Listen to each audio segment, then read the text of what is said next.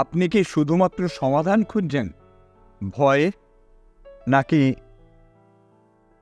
তদন্ত বা অন্বেষণ করছেন, খুঁজে বার করছেন এর সম্পূর্ণ প্রকৃতি? তাই যখন কেউ ভেতরের সত্যটা দেখতে পায় তখনই এটা অন্তর্হিত হয়। আপনারা জানেন আমি মস্তিষ্ক বিশেষজ্ঞ নই, সম্ভবত প্রফেসর উইলকিন্স এবং ডক্টর বোম আমাদের সাহায্য করতে পারেন। আমি মনে করি ভয় মস্তিষ্ক আর মস্তিষ্কের কোষগুলিকে প্রভাবিত করে। আমি বহু ভয়ার্ত মানুষকে লক্ষ্য করে দেখেছি, তাদের মন, তাদের মস্তিষ্ক সক্রিয় নয়, উজ্জীবিত, তাজা, তরুণ নয়। এটা এক ধরনের রোগ যা একজনের মন ও হৃদয়কে কুঁড়ে কুঁড়ে খায়, একজনের সমগ্র অস্তিত্বকে।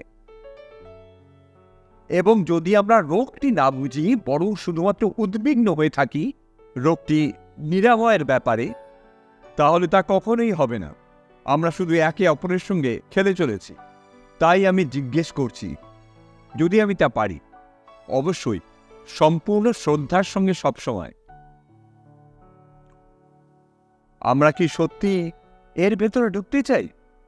আমরা কি গভীরভাবে উদ্বিগ্ন এর সম্পূর্ণ সমাধান নিয়ে? কিভাবে এর থেকে মুক্ত হওয়া যায় তা নিয়ে নয়, বরঞ্চ ধাপে ধাপে এর মধ্যে প্রবেশ করি এবং এর সম্পূর্ণ প্রকৃতি আবিষ্কার করি এবং এটাকে বুঝে নিই, এর গভীরে দৃষ্টিপাত করি, আর তখনই ব্যাপারটা মিলিয়ে যায়। আমরা কি সত্যি সচেতন যে ভয় আমাদের জীবনে এত বড় ভূমিকা পালন করে? আমি জিজ্ঞাসা করছি স্যার, এটা কতটা ধ্বংসাত্মক?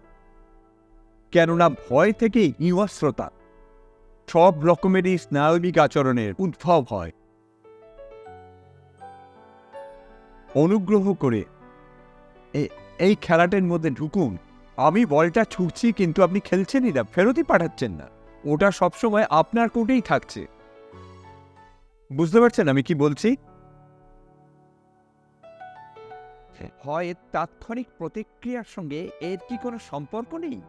প্রতিক্রিয়ার তাৎক্ষণিকতা, প্রতিক্রিয়া। হ্যাঁ স্যার, কিন্তু আমি প্রথমে পরিষ্কার করতে চাই যে আপনি এবং আমি এবং আমরা বাকিরা সত্যি এর পুরো প্রক্রিয়াটি খুঁজে বার করতে চাই। শুরু, শেষ, এর অন্তর্বর্তী, এর প্রকৃতি, এর বিষয়বস্তু, এর ধ্বংসাত্মক প্রকৃতি, এর এর আসল রোগ। এটা আরো বড় অসুখ, রোগ, ক্যান্সারের চাইতেও ভয়ঙ্কর অসুখ।